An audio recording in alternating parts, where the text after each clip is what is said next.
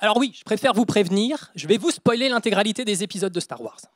Donc pour ceux qui ne les auraient pas encore vus, je vous laisse la possibilité de quitter l'amphi dès à présent.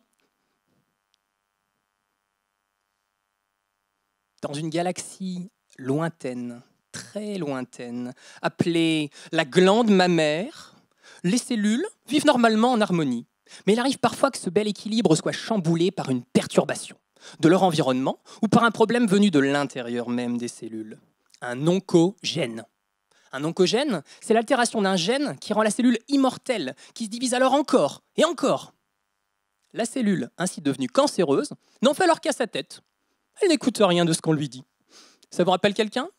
Grand, casque noir. Luke, je suis ton père. Mais au fond, pour mieux comprendre Dark Vador, est-ce qu'il ne faudrait pas revenir sur sa personnalité du temps où il était Anakin Skywalker? Est-ce que le problème du cancer ne viendrait pas de la personnalité des cellules normales? Car même si à première vue, les cellules de la glande mammaire naissent et demeurent libres et égales, certaines le sont quand même plus que d'autres. D'un côté, vous avez les jeunes padawans, les cellules souches. Ces cellules, elles sont libres et maîtres de leur destin, mais aussi naïves et influençables, des cibles faciles pour les oncogènes qui tentent de les faire passer du côté obscur de la force. Et de l'autre, vous avez les maîtres Jedi, les cellules dites différenciées, qui proviennent de ces mêmes cellules souches, mais pour qui l'avenir est déjà tout tracé.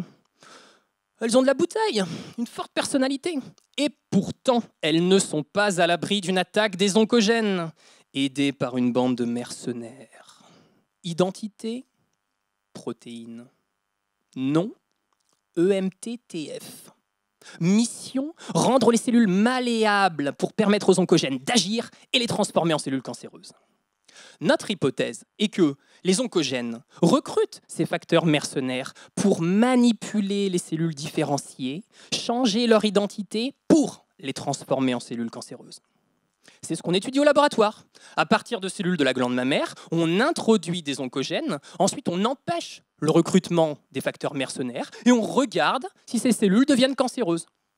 Au fond, on va pouvoir savoir si ces facteurs sont nécessaires, indispensables pour la transformation vers un cancer.